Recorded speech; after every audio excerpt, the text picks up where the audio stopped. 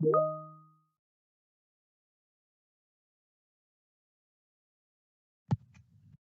morning, good afternoon, or good evening, depending on where you are in the world. My name is Thomas Trombley. I'm a senior program manager with Microsoft, currently sitting in the mile-high city of Denver, Colorado.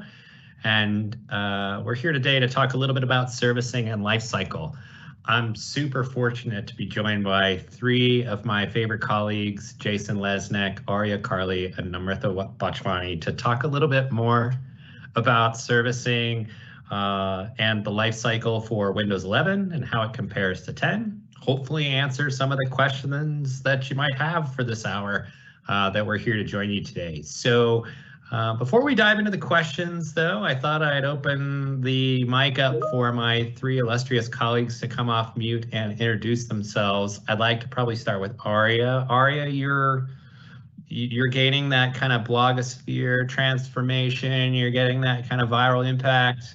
Why don't you share a little bit more about yourself? Yeah. Hey, all. My name is Arya. I am a program manager here at Microsoft, and I primarily am focused on the commercial management of Windows updates. So anytime you see anything about Windows Update for Business, Windows Server Update Service, or the Windows Insider Program for Business, because I believe a huge part of management is understanding what's coming next and preparing for it. That's pretty much the stuff I spend my days in, days out working on. Right on. Thank you. Namrita, will you please introduce yourself and your role, especially in handling customer escalations and what have you, especially as the June 24th announcements come in? Of course. My name is Namrita Bachwani. I'm also a program manager, and I'm on the leadership team of Windows Servicing and Delivery. That's our org. And as Thomas mentioned, I handle customer engagement. Sometimes it's about where's Microsoft going? What's our roadmap? How can we partner together? And sometimes it's about escalations when things go wrong. And that's when we have a goal of resolving it quickly and positively. And I also work on longer term strategy for our organization. Great.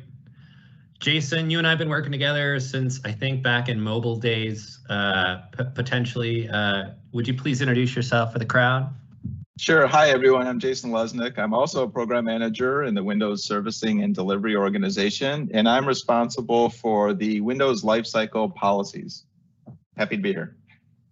So we've made several announcements. Of course, the big ones were beginning on June 24th with Satya and Panos coming forward to announce this new OS, which many people were expecting Windows 10 to be the last of the great Windows battles we were going to work on. But hey, we want to keep innovating for customers. And what's everyone's experience with those announcements? I mean, we've all been working behind the scenes on a coded project that's now public. I mean, let's just start with a little bit of the excitement around kind of the servicing and the life cycle and kind of what we're going to expect. Does anyone want to take that one and start? Don't jump in all at once.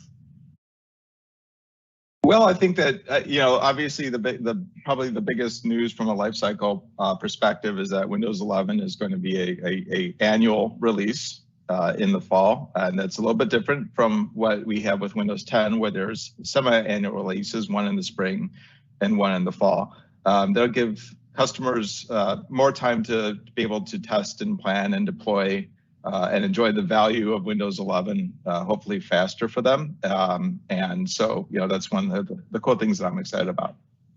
Which I think, to Jason's point there, is especially awesome, given the fact for commercial customers, I can't tell you how many meetings I've been in where I know many of the IT admins I work with only deploy annually anyway. And so for them, this is even better because it increases the amount of support they have on those annual releases and doesn't give them the same pressure to try and actually update semi-annually, which is honestly too fast for a lot of the commercial customers that we work with. So I'm excited to see that customer need met. And on the security front, it's super great to see the things that we're tightening up and providing more default security, which for commercial is, in my opinion, one of the biggest benefits. It's ever on the forefront, right, for all of our enterprise customers and our consumers around security and receiving quality updates and getting those feature updates in alignment.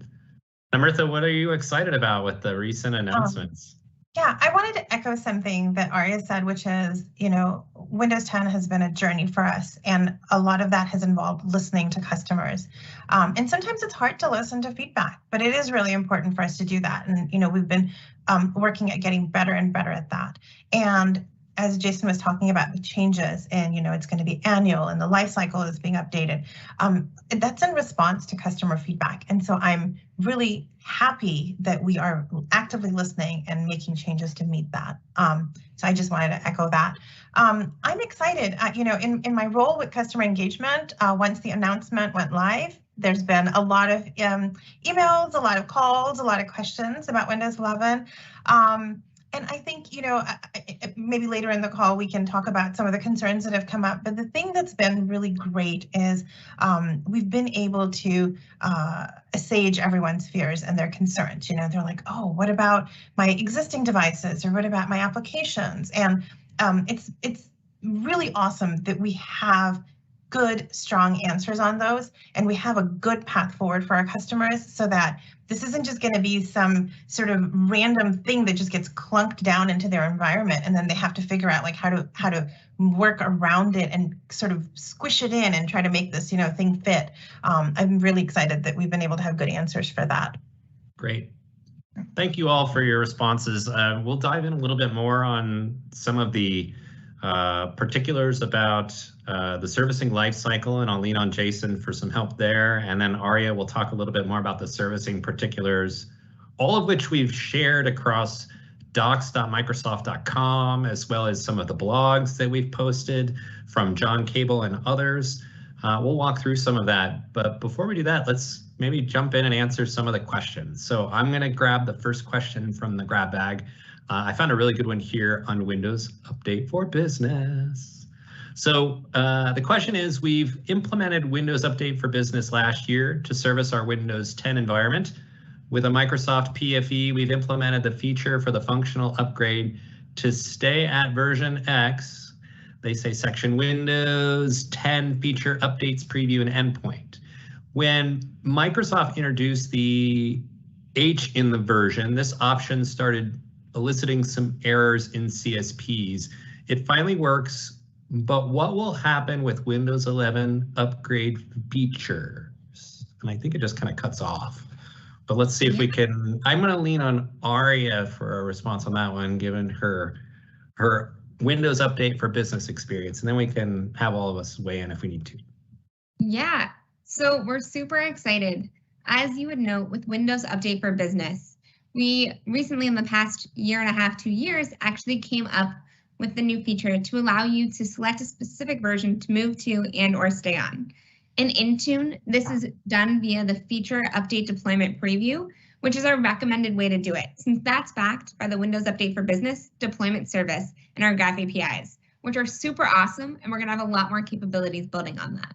But if you are going to use the generic CSP or group policy, as you noted, the CSP was running into some functionality issues when the H's were introduced.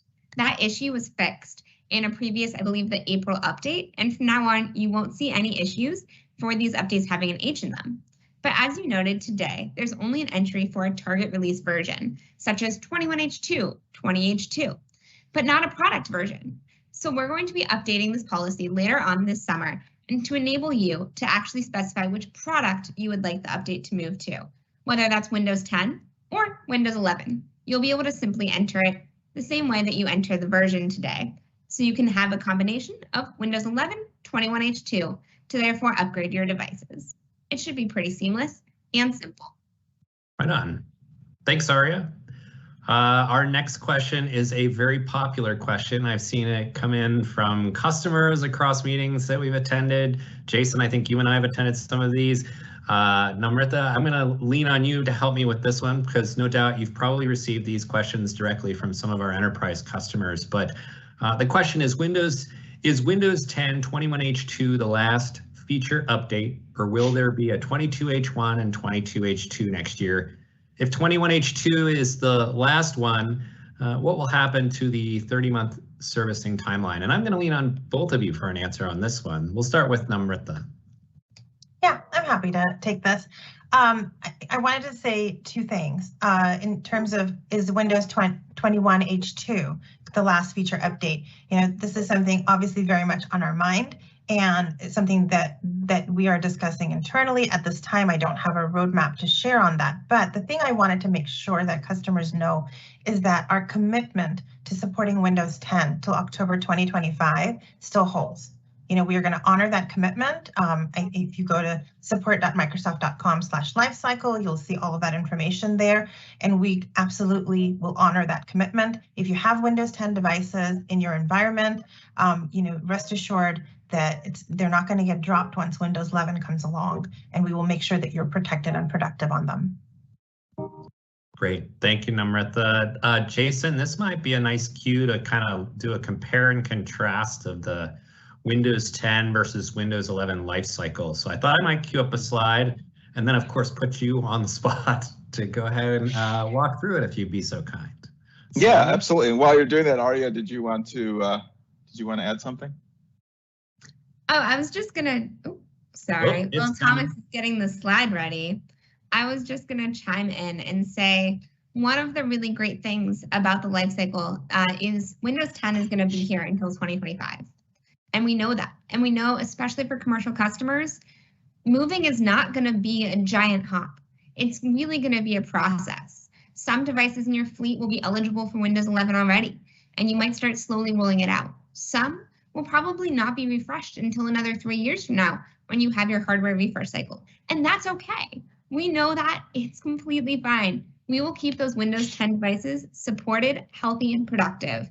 What is really important to note is also we're going to make it really easy for you to move some devices to Windows 11 while managing quality updates and managing these devices that are on both 10 and 11 together seamlessly through your existing management tools.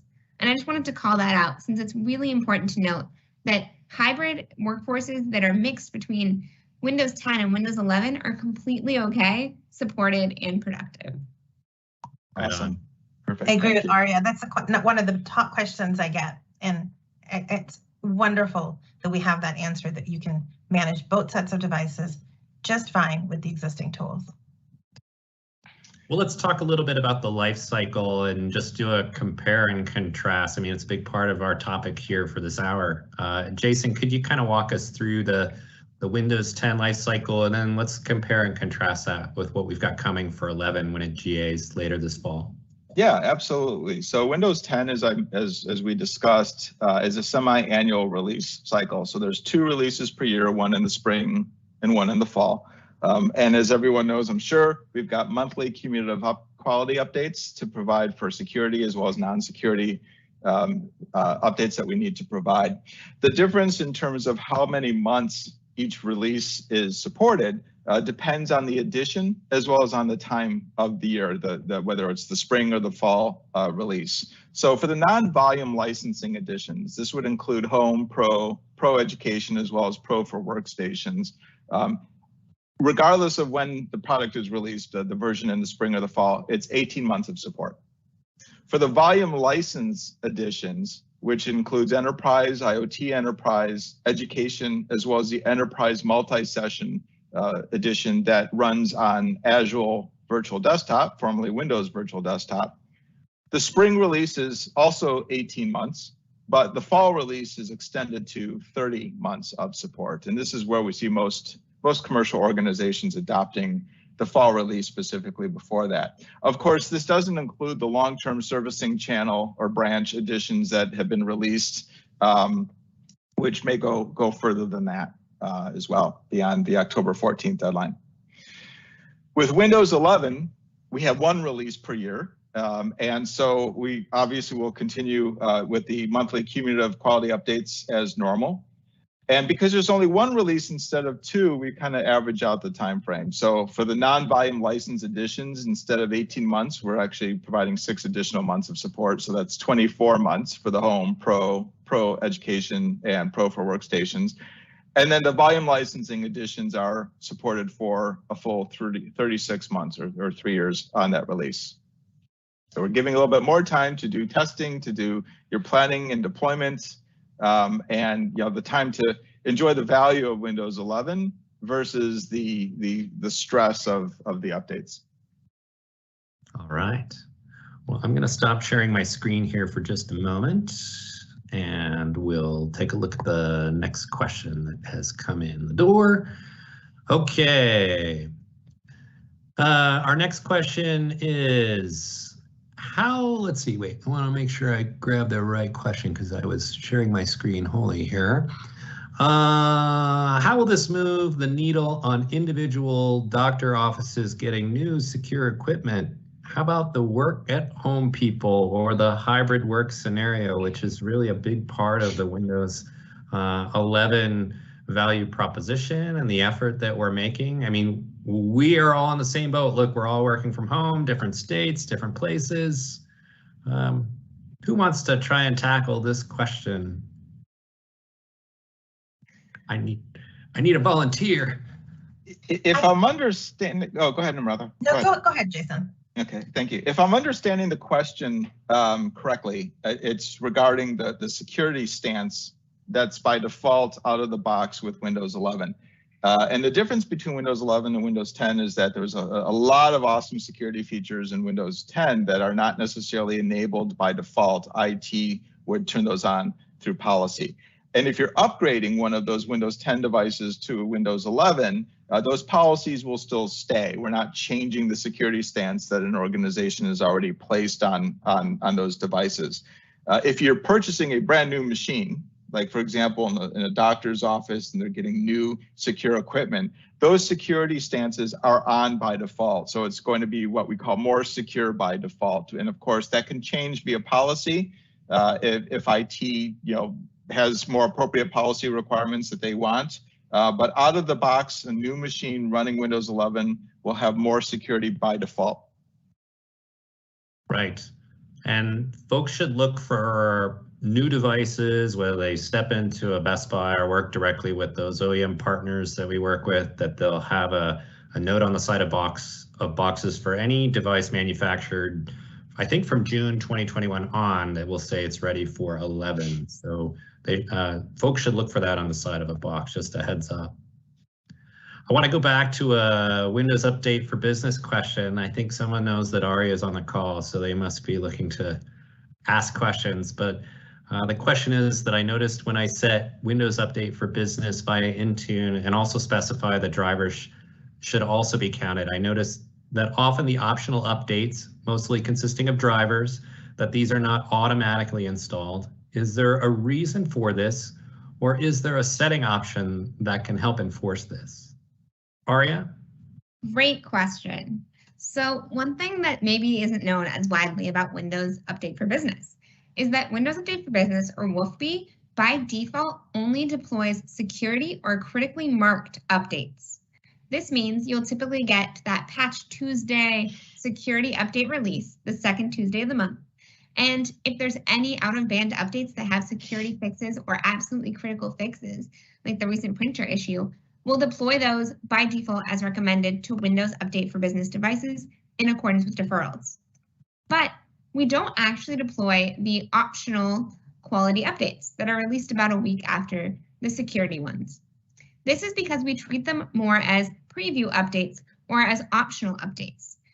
Now, one thing that's really important to note, and I really love to evangelize, is all of the non-security fixes that are going to go into next month's security release are in these optional updates. And a majority of the things that we're fixing are actually in the optional updates because they're non-security releases.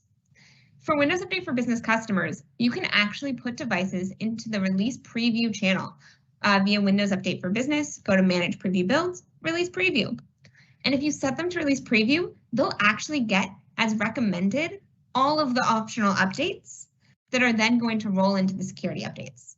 By doing this, you can get your devices to actually take the optional updates, see what's coming next, and triage about 70–75% of all of the fixes that are going to be in the next security release. So in case there is a day zero, you can go as fast as humanly possible with way less fear, or in general, decrease the time to roll out security updates. Awesome, thank you, Aria. I might here insert a little plug for our pal Steve Thomas and the customer experience team, who wrote a great blog post on moving from the cloud to stay more up to date and secure that might dovetail with some of this. You can find it at aka.ms/Windows Endpoint Transformation. So I encourage you to take a look at his blog. It's really helpful for IT professionals and IT DMs. So let's get to our next question. This is a lengthy one. Microsoft has mentioned that major change will take place in H1 with minor changes in H2. My understanding is that the new features are included in monthly quality updates for all new versions in an inactive and dormant state. I also understand new features remain dormant until they're turned on through the enablement package. However, in the past year, I noticed that 20H1 had minor changes with major changes coming this fall with Windows 11. Will this be true also with Windows 10? Will major changes now be expected in H2 versions moving forward? Would someone like to try and tackle that one? That's a big question. Well, we haven't shared the future of the releases of Windows 10 beyond what's in 21H2. So we can't go into details beyond that. 21H2, as was blogged about very recently, is one where the enablement package will be available. If you're on 20H1, 20H2, 21H1, you'll be able to use the enablement package to get to 21H2. I had to do the math in my head to be able to get to there to 21H2 very simply. And you'll hear more information about feature updates beyond 21H2 for Windows 10 in the future with that. Absolutely, with Windows 11, there's only one release per year, and the goal is to get the features in that release. And so hopefully that answers your question. I'd like to talk a little bit about enablement packages because I mean they've started to roll in. They've certainly reduced the time it takes for someone to take an update or ingest an update and then restart if they need to restart at all and move forward with the next build. Can someone kind of clarify and share a little bit more on enablement packages and kind of its functionality, why we've done it, and why it's so important to customers? I might lean on Aria for this one. Yeah, happy to. So enablement packages are really exciting. As you said, enablement packages are a new technology we started testing out from moving from 1903 to 1909, about 2 years ago now. And so enablement packages work simply how the question actually stated. They work by deploying LCUs with features in an off state. And this means we're able to actually put the content down on these devices in an off state, and then we deploy an enablement package, which turns all the features on and changes the version number, obviously, to be a new version, example 1903 to 1909. But the device still has the same core OS, which means a majority of the issues, for example, app compat issues, actually are the same across 1903 and 1909, which really simplifies and lowers the risk, and it makes your reboot time about 5 minutes or less, which is crazy fast. For Windows 10 version 20.004, we did another OS swap. An OS swap is where we completely change the core OS on the device to a newer version. On top of 20.004, we then have done multiple enablement packages, showing that you can actually move forward and forward again. What's really great about this is you can go from Windows 10 20.004 all the way to Windows 10 21H1 in a single enablement package, rather than having to go to 20H2 and then 21H1. And you still keep all of those great reductions in reboot time and therefore downtime, which saves costs. So this was something we were really testing out as one of the methods we're exploring to reduce really what it means to service and what it means to produce new packages and feature updates. And it's just one of the methods of technology we've been exploring to make the update experience better for you, our customers. Now, Windows 11 is going to be a core OS swap. That means it'll be a full OS that is different than the Windows 10 20.004 OS. But we've also invested in other technologies to make things like reduction of downtime during reboot better improved, that was not good grammar, as well as to do things such as making the LCUs way smaller, and reducing the download size of the LCUs so that your bandwidth can actually handle all of the different components that are coming down. And these are just some of the examples of how we're really investing in improving our servicing technology, whether you're running Windows 10 or Windows 11, to provide great experiences. Ari, if I could just jump in really quickly and ask you to clarify something. With the concept of the enablement packages, you mentioned that the features are turned off by default. As an IT pro, I would think that the feature is there and I could choose to use it or not, but it's not, the feature isn't on by default. I think what it really is that the code that enables the features is actually disabled, and then you're turning it on with the enablement package, correct? So for example, if you're adding a new feature, it's not, I can turn it on or off. That feature is not available until the enablement package is there. So it's not a management component of turning on or off. The code is actually not, it's kind of dormant, so to speak. So there's no, some people have it turned on and other people have it turned off, for example. Is that right? That is a great answer, yes. This is purely management tools can turn it on by deploying the next feature update version, at which time that deploys the enablement package and turns on all of those features. It is not something that is turned on randomly. We know that that would cause huge problems, as commercial customers like to be in control, and you should be. Yeah. Great, thank you both. One question certainly that Jason and I have fielded from customers, from enterprise customers, and from even from our field folks is when they should start thinking about exploring and validating Windows 11 within their own environments. And Namrita, I'm betting that you've probably received this question coming into your office or your home, since we're all working remotely right now. Tell us a little bit about when customers, especially enterprises, should consider kicking the tires of Windows 11 and seeing how it functions within their environment.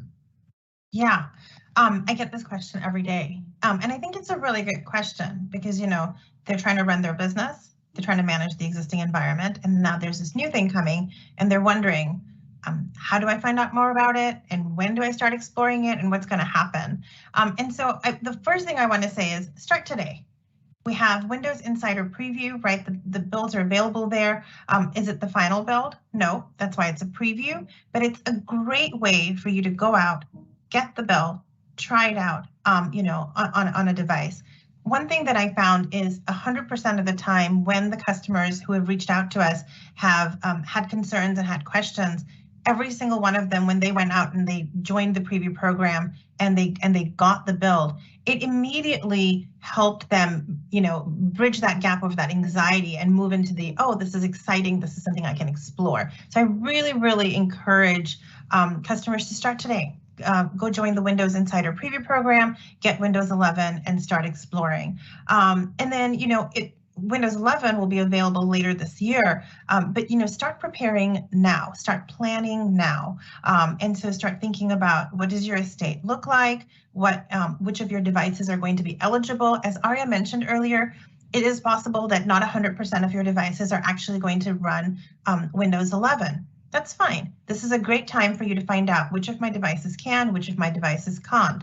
For the devices that can't, you're fine. Windows 10 is in support until 2025. This is a great time to now think about, hey, as I build out my hardware refresh plan, because we know most enterprises have those plans in advance, start thinking about how you're going to modify those refresh plans to make sure that you get the right hardware that meets the specifications for Windows 11. And then for the devices that do meet the hardware requirements, start thinking about how you can, you know, in October or as it suits you with your you know, deployment schedule and with your business needs, how you can start deploying, how you can start you know, maybe doing it in rings where you start with a small set of your end users and then widen that out. The other thing to think about is, you know, your applications. This is something that comes up all the time where customers say, hey, we use third-party applications or we use our own line of business apps. Some of them are built in-house.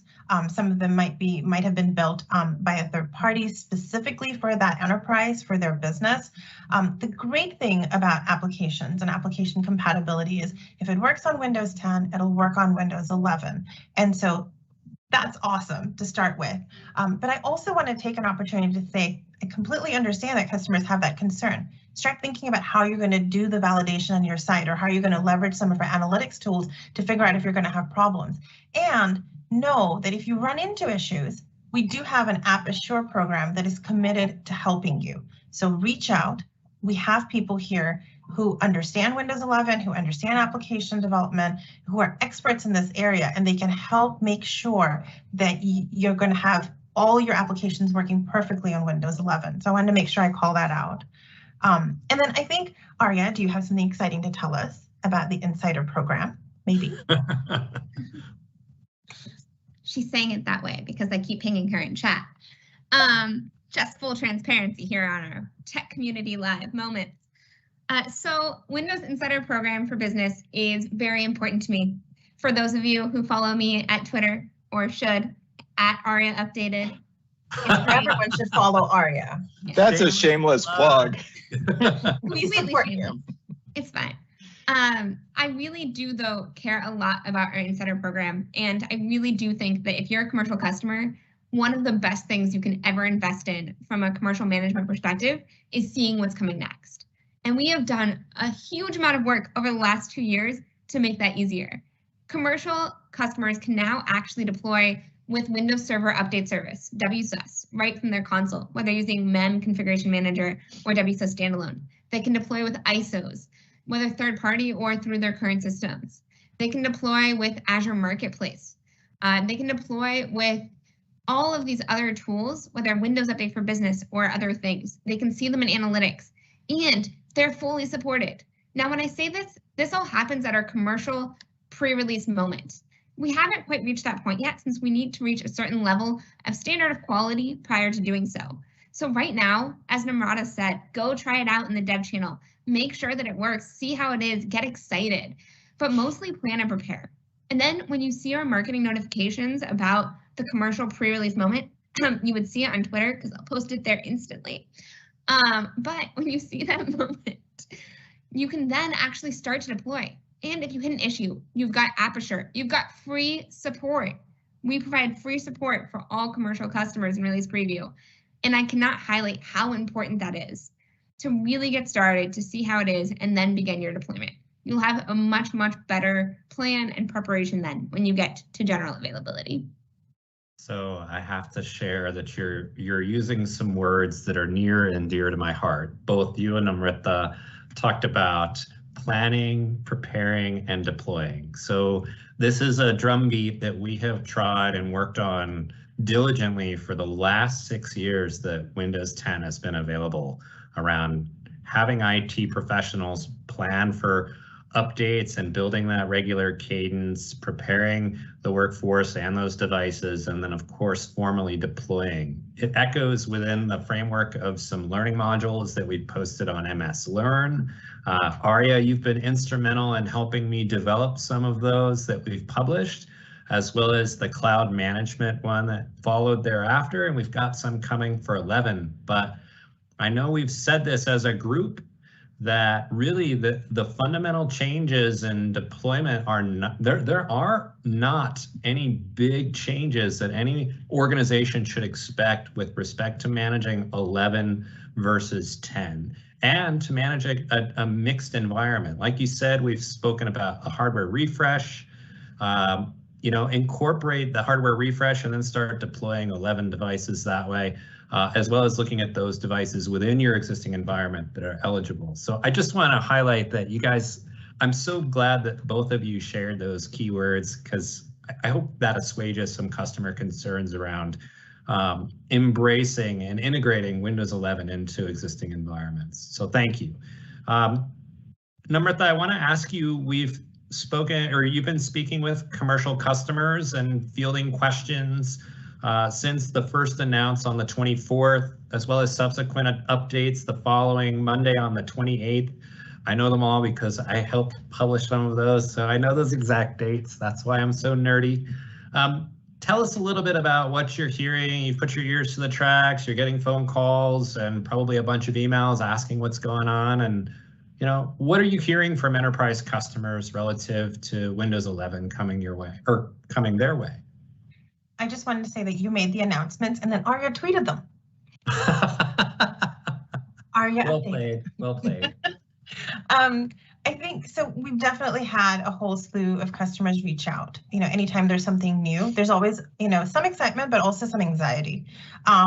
And the 4 big things that customers have been asking about are, the number one thing is, what happens to my existing devices? You know, I made this big switch to Windows 10. You know, I invested a whole lot of time, effort, money, and energy into doing that. What's going to happen to that? And of course, it's fantastic to be able to say, don't worry, you know, Windows 10 is supported until 2025. We've got your back. You can be protected and productive. And so that immediately, you know, I think has been such a relief to customers to know that, hey, I'm not going to suddenly, you know, come this fall, have this whole slew of devices that are going to get dropped. The other, you know, once they get past the what's going to happen to my Windows 10 devices, then there's questions around Windows 11. And there's really 3 big categories. One has been around the hardware requirements and trying to understand why we have them. You know, I know we spoke about that earlier in this call about why we have the hardware requirements that we do. And really, I think there are 2 key things there. One is about better security, and the other one is about better customer experience. And so that has been really key for folks to understand. And then that then goes into their planning and preparing. Like you said, you know, how are we going to think about what hardware we have? And, you know, when we do our hardware refresh, are we getting the right sets of devices? The other 2 things are what's going to happen with my applications. And as I talked about this a little bit earlier, so I won't go into depth about it again, but I'm so excited about the fact that your apps are going to continue working on Windows 11 and that we have App Assure standing by to help folks. And I want to make sure that everyone knows that we're committed to ensuring that if there are any problems, that we are here to help. And then the last thing has been about co-management. Like, how am I going to manage these devices? You know, and I think a lot of times customers are thinking about when I had maybe a Windows 7 device and a Windows 10 device and like managing those 2 different sets of devices. You know, there was a huge change for them. And the great thing has been that with Windows 11, everything that you're doing to manage your Windows 10 devices is going to continue to work. And so that has been a huge relief. I think people were expecting huge changes in how they manage these devices, how they deploy updates, etc. And it's been great to be able to assuage their fears and to let them know that, you know, it's going to be the same. You know, it's going to be really easy to manage. So those have been the big things that we've been hearing. I do expect that as we get closer to the actual release date, we're going to have more concerns and more questions. And to that, I would say, you know, we have great resources. We have aka.ms/Windows 11 docs. Read those, get prepared, and as you get closer, please make sure that you're reaching out to our support organization, reaching out to your account teams, and you know, we're all here to help. Awesome.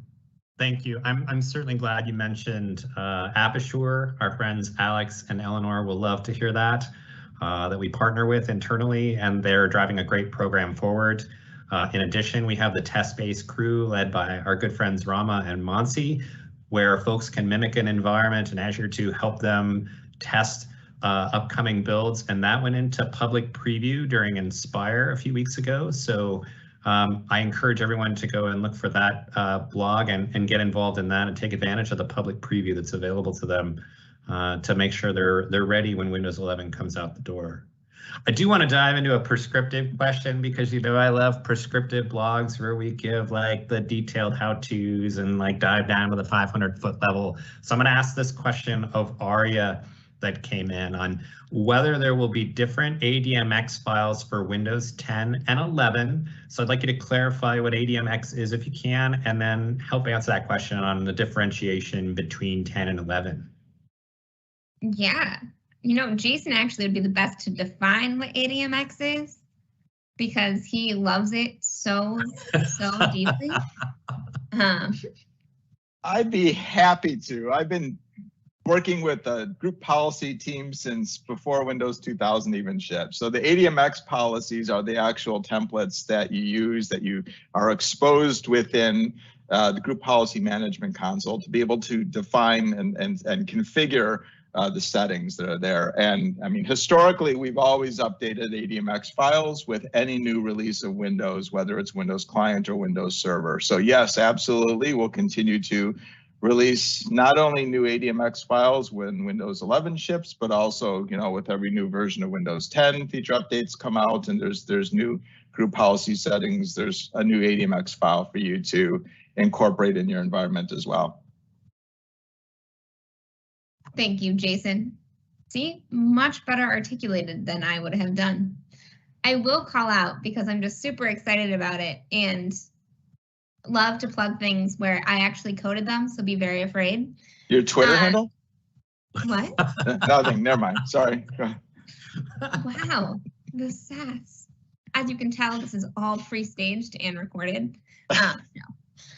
But I really am excited because for Windows Update, I don't know how many of you are actually using the group policy ADMX, but it seems like a few since I've answered that question 12 times today.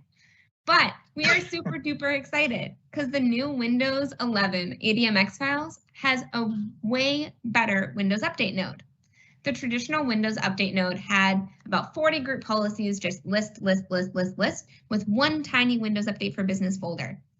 And we got the feedback that that was really confusing since some of those policies didn't actually work on Windows 10. We had 4 deadline policies and people didn't know what was recommended or what was only for WSUS versus what was Windows Update. So we got together with a group of different IT admins, over 20 in fact, who gave a bunch of feedback over the period of 2 months, and we completely redesigned our Windows Update node. So now you'll see that everything's in nice little folder structures, and you can actually clearly identify which policies are recommended, which ones are not, and which ones are Windows Update, WSUS, or used for the experience, regardless of where you're offering from. And so we're super excited. Go check it out and give us your feedback. We are clearly listening and want to continue doing so. And you can give feedback by tweeting Aria and Aria updated. Yes, we need that at every AMA. I know it needs to slide in just below, I think, below your name from right to left. I would love to see Teams integrate that feature. So we'll see if we can't talk to the Teams group.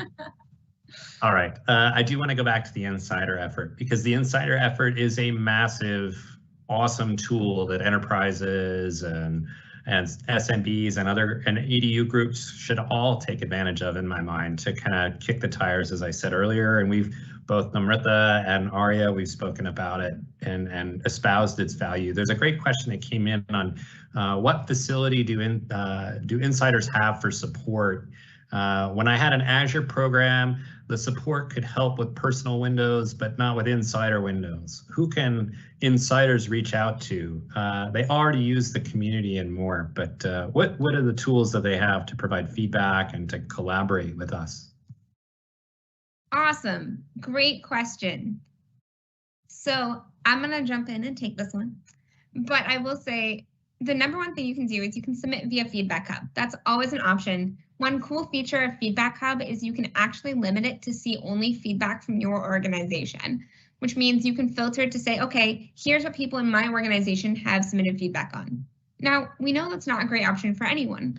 And we know that, for everyone, and we know that some folks might actually want to escalate more important issues through to actual customer support. And so what we have done is every release, when we do our release preview moment, where we go to WSUS, ISOs, Azure Marketplace, etc., we end up also providing free support for commercial customers running those builds. And so you'll see in the announcement blog the support link, and we recommend saving the support link, marking it, and putting all of your support requests for functional issues through to that channel. And we have actual support escalation engineers who take those issues, work with the engineering teams, and get fixes in. And this is the best way to get your fixes in and complete before general availability, so it doesn't slow down your rollout of the upcoming feature update. And I will share a link for one of the examples of 21H1 in that support link. And I just want to echo that the feedback is taken seriously. We have support engineers who go through that. We have feature teams and product groups who go through that. And that feedback gets reviewed, with those individuals and then in larger forums with our leadership as well. And we're definitely looking for, are things going wrong? We're looking for trends and for themes that are showing up. So we really do appreciate when you send feedback and we really do listen to it. Great. I'm trying to think of, we are low on questions, but are there any other things we want to share with our customers that we've announced? We don't dive into roadmap as a part of these AMAs, of course, but I want to make sure that are there critical things that you guys think we should make sure customers take away from this particular effort as they move forward? Would someone like to tackle that question?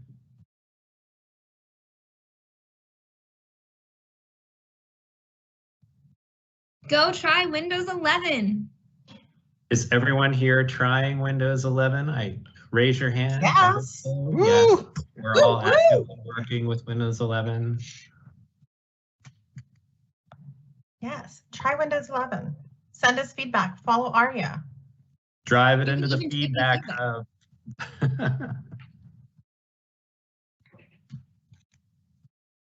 All right. Any other questions here? Let's see. Trying to see if we have one. I'm checking. 1 second.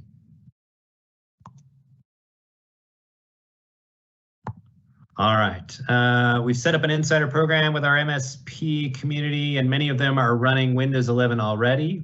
We're able to monitor usage and security statistics directly from Microsoft 365 Lighthouse. What we've learned is that Windows 11 is much quicker to report and digest policy from Intune, and they love what they're seeing. So this is more of a comment, I think, than really a question, but that's so great to see. That is awesome. All right. With that, I think we're going to call this a wrap. I want to thank each and every member of the panel, Arya, Amrita, Jason. I so appreciate you taking some time with me this morning and time with our customers to help answer questions. It matters a ton to have this sort of time with customers and collaborate where we can. We will be doing it at more events and what have you, hopefully, as we move from virtual events to in-person. But we really want folks thank you for attending. We welcome your feedback at all hours of the day. Believe me, we are customer obsessed and we do focus on the feedback that you provide to us. We have an office hours session that's coming at the end of today. If you have any specific questions for your environment to stump the crew, I think all 3 of you will be joining that in the background. And we also have that monthly. So I would encourage you, if you're on this AMA or you're listening to a recording, to please attend the monthly servicing calls or whatever we're going to do it on tech community. Ask your questions. The crew loves to answer tough questions that are coming in, unless they're talking about roadmap, which of course we're under strict guidance, never to share a roadmap. With that, I just want to thank everyone again for joining. Please attend the office hours at aka.ama/Windows office hours. Thank you everybody for your time today. Thank you. Thank you.